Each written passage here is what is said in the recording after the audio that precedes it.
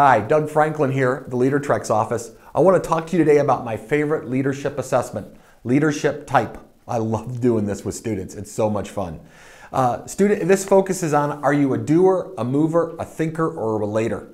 Students will take this assessment and immediately they'll be able to identify what their strongest trait is.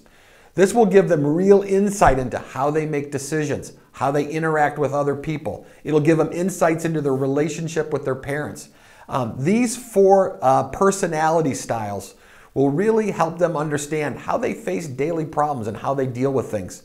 It'll explain to them why they write down lists, or why they take so much time to make a decision, or why they're always focused on winning. This assessment is really intriguing to students and helps them answer a lot of questions about themselves. Check out Leadership Type. You and your students will absolutely love doing this leadership assessment together.